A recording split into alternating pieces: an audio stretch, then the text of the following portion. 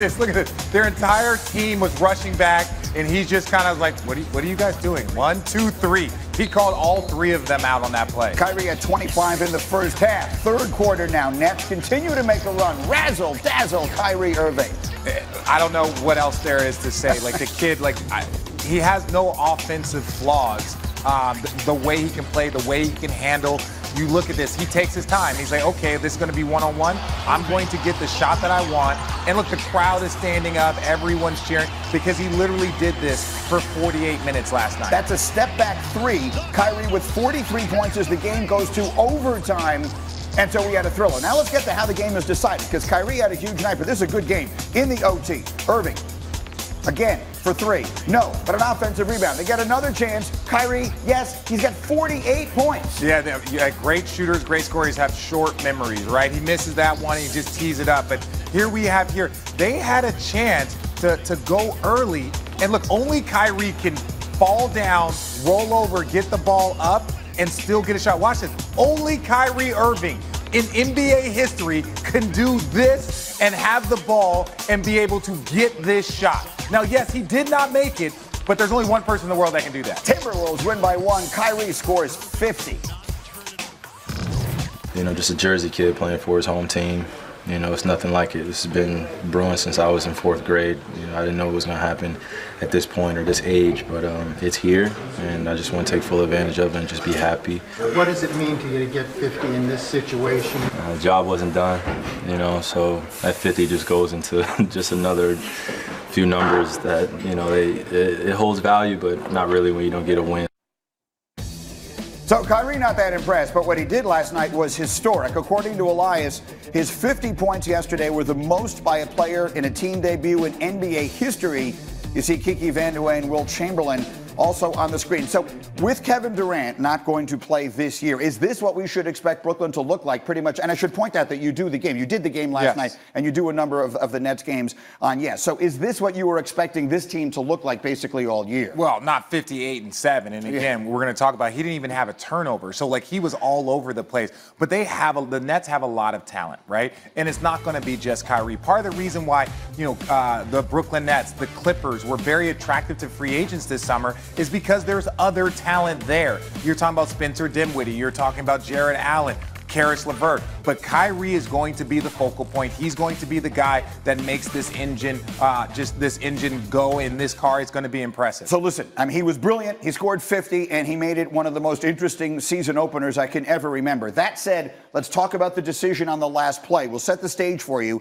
They were down 1. There were 12 seconds left in overtime. They had a lot of options. Yes. And what they chose to do was put the ball in his hands and run the clock down. And one of the things that I was told is that this is happening more often. You're just going to go for the win. They had one timeout, so they could have gone, but they decided, and again, Kyrie's got 50. There was nothing about this game and the way he played that made this a bad decision, but it was a very unique one and a very rare one to, down by 1 with the timeout to hold for the last shot. Again, the option there, take a quick shot. You still have time to foul if you don't make it, whatever it is, but maybe sometimes I'm just trying to put myself in the mentality. He was so hot all night long. Let's win or lose on his last shot. And also, this is the first game of the year. If you're talking about having guys have to play 50 minutes when you've been playing 20 minutes in the preseason, there could be fatigue, there could be injuries, there's a lot of things that happen. So if you're like, hey, we're going to go for it all in this game, and in that moment, and look, he still got off a good shot. Kyrie Lrving, welcome to Brooklyn. 50 points in his debut, but they fall by 1 in overtime. To football we go next, where 42-year-old Tom Brady has continued to play at a high level for the Patriots, who are 7-0. And Brady has on multiple occasions said he hopes to play until he's 45.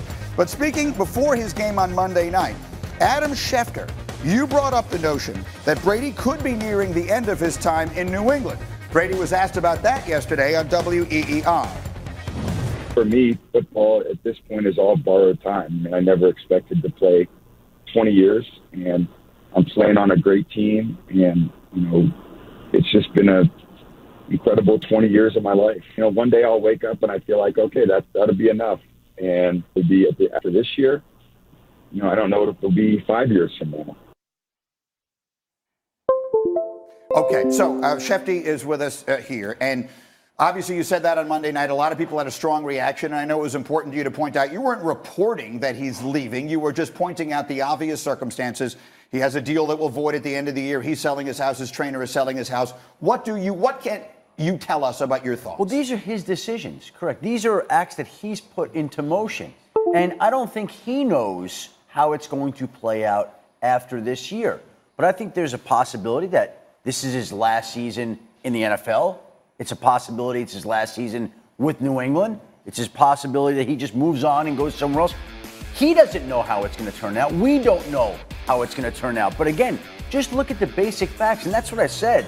If he's selling his house, his trainer's selling his house, and he's voiding his contract, doesn't that tell you something? Something? D. Wood, you played with him. You know the circumstances there. You know the inner workings of the organization to a degree. Do you think if Tom Brady left New England, it would be to retire, or do you think there is any real chance he plays for another team?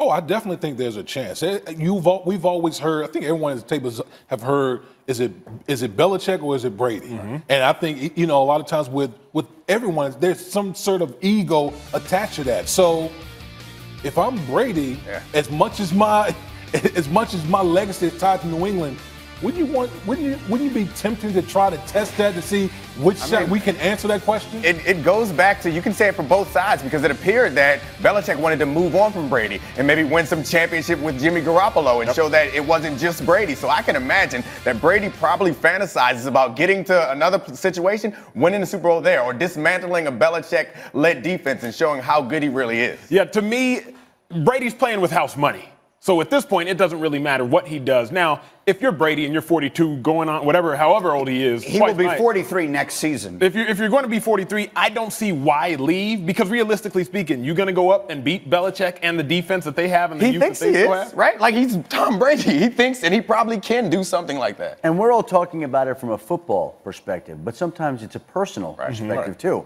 Yeah. He's done this for 20 years. Yep. He's married. He's got children.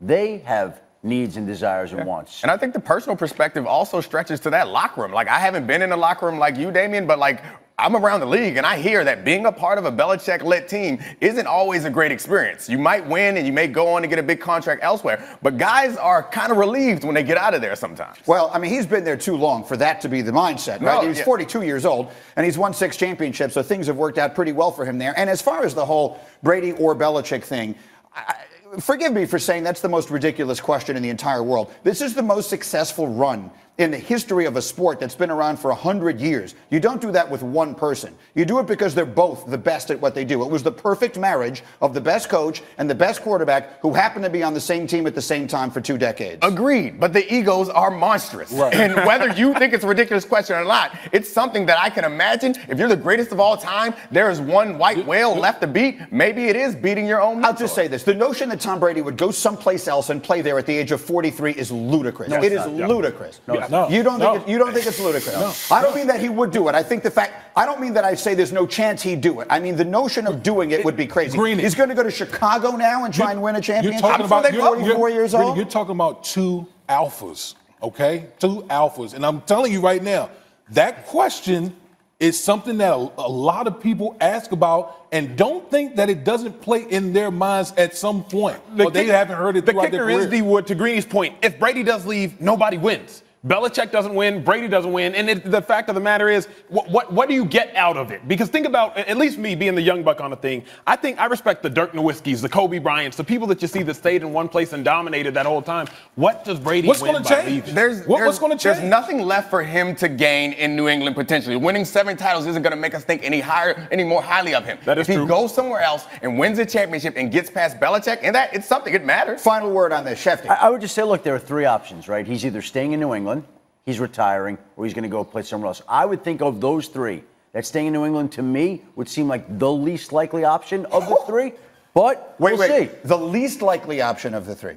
I think he could go any which way. I think all 3 are in play. But I think it'd be more likely that he would retire or even perhaps move on than it would be to stay in New England. We'll see. Wow. Okay. Shefty bomb. We'll begin with something I wasn't expecting to hear. Let's get to another quarterback. Here's something else I wasn't expecting to hear.